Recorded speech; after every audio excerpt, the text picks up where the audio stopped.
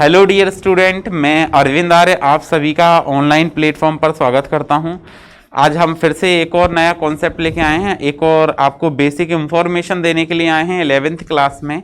जो बच्चे 10th to 11th moving student हैं उनके लिए हम एक कॉन्सेप्ट लेके आए हैं, एक और नया सिस्टम, जिसमें हम ये देखेंगे कि हमारा जो 11th क्लास है एनसीईआरटी का सिलेबस जो है वो क्या क्या सिलेबस है, या जो बच्चे आगे डॉक्टर बनना चाहते हैं, ठीक है, और या इंजीनियर बनना चाहते हैं तो उनके लिए कौन कौन से चैप्टर ज़्यादा अच्छे हैं, कौन कौन से चैप्टर मोस्ट इम्पोर्टेंट हैं, है ना, इनके बारे में आज हम डिस्कशन करेंगे। ठीक है, तो आज का हमारा एक इंट्रोडक्टरी वीडियो होगा जिसमें हम ये देखेंगे कि जो 11th क्लास है उसमें टॉपिक हैं कौन कौन से, क्या क्या टॉपिक हम डिस्कस करेंगे, हमारी एनसीईआरटी का सिलेबस क्या है, सिलेबस में हमारे कौन कौन से चैप्टर हैं या कितने चैप्टर हैं, इन बातों को हम डिस्कस करेंगे। तो स्टार्ट करते हैं आज का कॉन्सेप्ट। तो देखिए हमारा आज का कॉन्सेप्ट है, हम class 10th to 11th moving student हैं, 10th से हम 11th क्लास में आ गए हैं। तो सबसे पहला जो जिज्ञासा रहती है, जो हमको जानना होता है, सबसे पहले हमें जो समझना होता है, हम क्या जानेंगे कि क्लास 11th फिजिक्स में कौन कौन से चैप्टर होते हैं। ठीक है, सबसे पहले हमको ये एक बेसिक आइडिया होना चाहिए किसी की भी तैयारी करने के लिए, चाहे मेडिकल हो या बोर्ड हो या आईआईटी हो, उसके लिए हमको सबसे पहले ये चीज़ें पता होना चाहिए कि हमारा सिलेबस है क्या। तो क्लास 11th फिजिक्स में कौन कौन से चैप्टर होते हैं, या कौन सा चैप्टर मोस्ट इम्पोर्टेंट है, या कौन सा चैप्टर हमको ज़्यादा अच्छे से आना चाहिए, जो बोर्ड के लिए भी बहुत ज़्यादा इम्पोर्टेंट है, फाउंडेशन के लिए भी। जैसे कई चैप्टर जो होते हैं उनका क्या होता है, नीट में या जेई में वेटेज ही नहीं होता है, ठीक है ना, या बोर्ड में भी ज़्यादा वेटेज नहीं होता है, और कई सारे चैप्टर उनका बहुत हैवी वेटेज होता है, कई सारे क्वेश्चन उनसे पूछे जाते हैं। तो इन सब के बारे में आज हम डिस्कस करेंगे। तो देखिए आज सबसे पहली बात हमको देखना है कि हमारे चैप्टर हैं कौन कौन से। तो सबसे पहले चैप्टर्स की बात करते हैं हम। तो फर्स्ट ऑफ ऑल जो हमारा यूनिट 1 है, टोटल 10 यूनिट में डिवाइड है हमारा सिलेबस। तो हमारा सबसे पहला जो यूनिट है वो क्या है, physical world and measurement. First unit is what, physical world and measurement. इसमें दो चैप्टर्स हैं, चैप्टर नंबर 1 फिजिकल वर्ल्ड और chapter number 2 unit and measurement. अब ये जो चैप्टर नंबर 2 है यूनिट एंड मेजरमेंट, ये बहुत इंपॉर्टेंट चैप्टर है, इसके बिना आपकी फिजिक्स नहीं चल सकती। ठीक है, इसलिए हम सबसे पहले इस चैप्टर के बारे में डिस्कस करेंगे। Unit and measurement most important topic है, मोस्ट इंपोर्टेंट चैप्टर है यूनिट एंड मेजरमेंट, ये आपको अच्छे से आना चाहिए। इसके बाद अगर हम बात करते हैं यूनिट मेजरमेंट के बाद physical world and unit measurement, ये पहली यूनिट हो गई। सेकंड यूनिट में बात करें तो काइनेमेटिक्स से स्टार्ट होता है। काइनेमेटिक्स में कौन कौन से चैप्टर हैं, इसमें अगेन फिर से दो चैप्टर आएंगे आपके। एक तो आएगा motion in a straight line, क्या आएगा, motion in a straight line, एक चैप्टर आएगा। उसके बाद नेक्स्ट चैप्टर नंबर 4 आएगा मोशन इन ए प्लेन। तो एक तो पहले स्ट्रेट लाइन में चल रहे थे, स्ट्रेट पाथ में चल रहे थे, फिर एक प्लेन में मूव कर रहे हैं। ठीक है, स्ट्रेट लाइन का मतलब है जैसे हम चल रहे हैं तो हम चलते हैं तो सीधे चल रहे हैं एक स्ट्रेट लाइन में, तो या रेलगाड़ी जो मोशन कर रही है वो स्ट्रेट लाइन में चल रही है ऑन द रेलवे ट्रैक। ठीक है, तो उसके बाद अगर हम बात करें कि मोशन इन ए प्लेन, तो एक प्लेन में मोशन हो रहा है, एक प्लेन में हम मूव कर रहे हैं, एक समतल में मूव कर रहे हैं। ठीक है, तो ये दो चैप्टर हैं। उसके बाद चैप्टर नंबर 3 आता है आपका लॉज ऑफ मोशन। यूनिट 3 है laws of motion. Laws of motion में आपको केवल एक ही चैप्टर पढ़ना है, लॉज ऑफ मोशन के नाम से ही है लॉज ऑफ मोशन। ये थर्ड यूनिट है आपके सिलेबस की। कौन सी यूनिट है, थर्ड यूनिट है, और थर्ड यूनिट में आपको क्या करना है, एक चैप्टर पढ़ना है, क्या सा, कौन सा, लॉज ऑफ मोशन। इसके बाद हम बात करते हैं फोर्थ की, यूनिट नंबर 4। अब ये नंबर ऑफ पीरियड और मार्क्स की आवश्यकता है नहीं, अभी तो हम केवल ये समझ लें।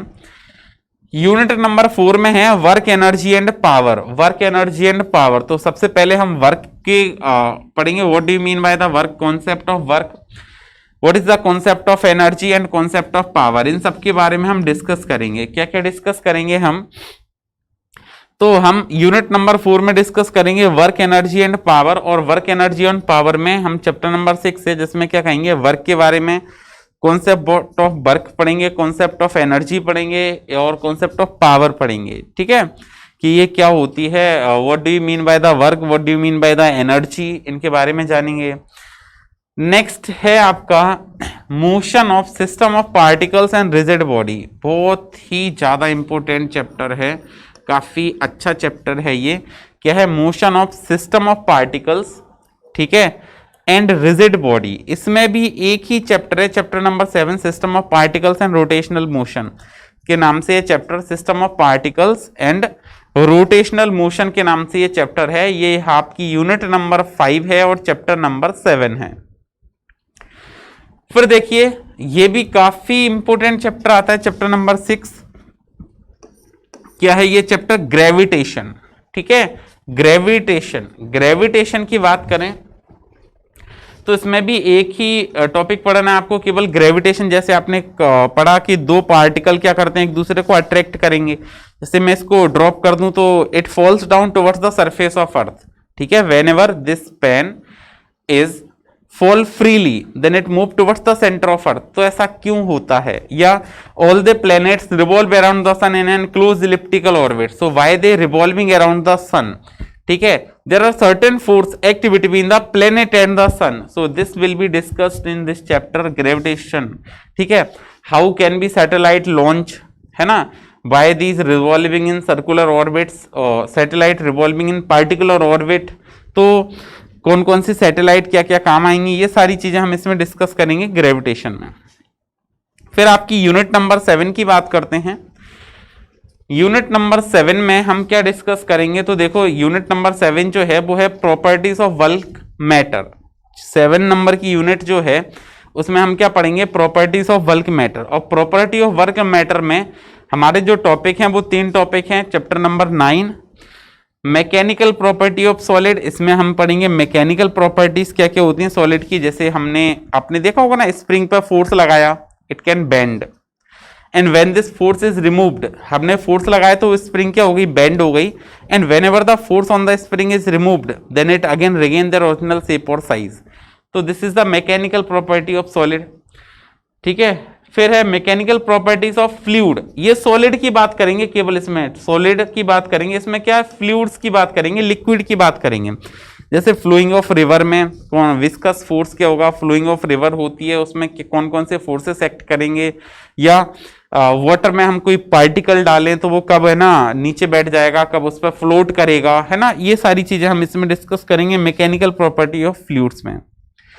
फिर है थर्मल प्रॉपर्टी ऑफ मैटर, इसमें हीट की प्रॉपर्टी पढ़ेंगे कि हीट करने पे जो मैटर है, ये जो सब्सटेंस है, उस पर क्या इफेक्ट होगा, कौन कौन से प्रॉपर्टीज उसकी इफेक्टेड होंगी, ठीक है। नेक्स्ट है आपको थर्मोडाइनेमिक्स, यूनिट नंबर 8।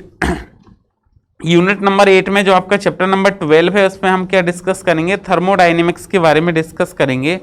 थर्मो का मतलब भी हीट होता है, लेकिन यहाँ पे केवल हीट ट्रांसफर होगी one body to other body. इसमें डायनेमिक का मतलब होता है मोशन भी करेगी, हीट फ्लो होने के बाद किसी बॉडी में हीट जाएगी, उसके बाद वो क्या करेगी? हीट कंटिन्यूटी में फ्लो होगी from one body to another body या inside the body. This is called as thermodynamic. ये आपका किसका? थर्मोडाइनेमिक का सेक्शन होगा। फिर देखिए इसके बाद हम नेक्स्ट डिस्कस करते हैं, जो नेक्स्ट टॉपिक आता है हमारा। तो नेक्स्ट टॉपिक क्या है हमारा? तो नेक्स्ट टॉपिक हम डिस्कस करेंगे, इसमें जो हमारा होगा थर्मोडायनेमिक्स के बाद नेक्स्ट आएगा हमारा chapter number unit number 9। Unit number 9 क्या है? Behaviour of perfect gases and kinetic theory of gases. क्या है? Behaviour of perfect gases, behaviour of perfect gases and kinetic theory of gases. इसमें भी एक ही चैप्टर है, काइनेटिक थ्योरी के नाम से है जो। इसके बाद यूनिट नंबर 10 की बात करेंगे तो यह है ऑसिलेशन एंड वेव। चैप्टर क्या है? ऑसिलेशन एंड वेव के बारे में डिस्कस करेंगे। ऑसिलेशन का मतलब है कोई पार्टिकल है वो टू एंड फ्रो मोशन कर रहा है about a fixed point, move away. जैसे स्विंग, झूला, झूला क्या करता है? Move away and towards, swing बोलते हैं हम, अवे एंड टुवर्ड्स। तो एक पर्टिकुलर फिक्स्ड पॉइंट के अलोंग मोशन करता है, तो उसके मोशन के क्या क्या इफेक्ट होंगे, उनमें कौन कौन सी एनर्जी होंगी। दूसरी बात आपने देखा होगा पेंडुलम ऑफ बॉच, वो भी टू एंड फ्रो मोशन करता है। तो जितनी भी body to and fro motion करेंगी, ऑसिलेशंस और वेव के बारे में पढ़ेंगे हम। इसमें साउंड वेव्स कौन कौन सी होती हैं, कितने टाइप्स की वेव होती हैं, मैकेनिकल वेव्स कौन कौन सी होती हैं, इलेक्ट्रोमैग्नेटिक वेव्स क्या होती हैं, इनकी प्रॉपर्टीज क्या होती हैं, ठीक है, साउंड कैसे ट्रेवल करता है, उन सब के बारे में हम इसमें डिस्कस करेंगे। तो ये आपके टोटल 10 यूनिट्स हो गए क्लास 11th की, ठीक है।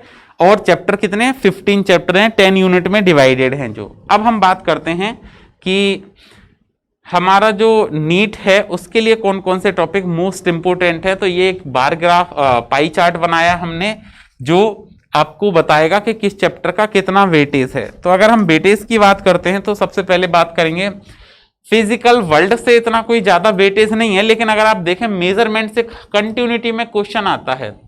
जो मेजरमेंट है ये मोस्ट इंपोर्टेंट टॉपिक है, उससे हर साल ही क्वेश्चन आते हैं, एक दो क्वेश्चन आते हैं। मैं आपको बता दूं नीट में जो टोटल 45 क्वेश्चन आते हैं फिजिक्स के, कितने आते हैं, 45 क्वेश्चन आते हैं। 45 में से ये केवल हम 11th का, इसमें 45 जो होगा वो दो पार्ट में डिवाइड होगा, एक तो 11th और एक 12th। तो पहले हम तो 11th के बारे में डिस्कस करेंगे कि हमारा 11th का पोर्शन कितना होगा। अप्रोक्स 22 टू 23 क्वेश्चन होंगे 11th के, 22 टू 23 क्वेश्चन होंगे 11th के। उसमें जो मेजरमेंट है वो 20% वेटेज रखता है, मतलब काफी इंपोर्टेंट हो जाता है। फिर बात करते हैं काइनेमेटिक्स की, ओनली 6% वेटेज है, लेकिन काइनेमेटिक्स का 6% वेटेज तो है, लेकिन कई और सारे चैप्टर आपको पढ़ने के लिए काइनेमेटिक्स बहुत अच्छे से आना चाहिए, ये बात भी सही है, ठीक है। फिर हम बात करते हैं लॉज ऑफ मोशन, इसका 7% वेटेज है लॉज ऑफ मोशन का, इससे भी क्वेश्चन हर बार ही पूछे जाते हैं। Motion of system of particle and rigid body, मैंने बताया था बहुत इंपोर्टेंट चैप्टर, 13% वेटेज है इस सिंगल चैप्टर का, एक ही चैप्टर का 13% वेटेज है। और काइनेमेटिक्स में आपके क्या अभी बताया मैंने, दो चैप्टर होता है, motion in a straight line और मोशन इन ए प्लेन। फिर हम बात करते हैं ग्रेविटेशन की, ग्रेविटेशन एक सिंगल चैप्टर है, 7% इसका वेटेज है नीट के लिए। फिर हम बात करते हैं bulk properties of bulk matters, properties of bulk matter में आपको बताया था मैंने कितने, 3 चैप्टर्स हैं, thermal property of matter, mechanical property of solid और मैकेनिकल प्रॉपर्टी ऑफ फ्लूइड, ये 3 चैप्टर हैं। और इसका अगर हम वेटेज देखते हैं तो ये 20% वेटेज रखता है। कितना वेटेज है इसका, 20% वेटेज है। फिर नेक्स्ट बात करते हैं हम kinetic theory of gases and thermodynamics, kinetic theory of gases, kinetic theory of gases and thermodynamics, ये 2 चैप्टर है, 20% वेटेज है। इसका मतलब ये भी काफी वेटेज में है ये वाला चैप्टर। और ऑसिलेशन और वेव है जो 7% वेटेज में। तो ये मैंने सारा बताया कि नीट के लिए कौन कौन सा चैप्टर ज्यादा इंपोर्टेंट रखता है। देखो जैसे 20% ये है, 20% ये है, 20% ये है, इसका मतलब है कि इनसे कई सारे क्वेश्चन आपके पूछे जाते हैं, ठीक है। तो आज के लिए इतना ही, अब हम नेक्स्ट क्लास में मिलेंगे एक नए चैप्टर के साथ, एक चैप्टर की स्टार्टिंग करेंगे, आपको उसकी बेसिक इंफॉर्मेशन बताएंगे। तो मिलते हैं नेक्स्ट क्लास में, तब तक पढ़ते रहिए, सुरक्षित रहिए, थैंक यू।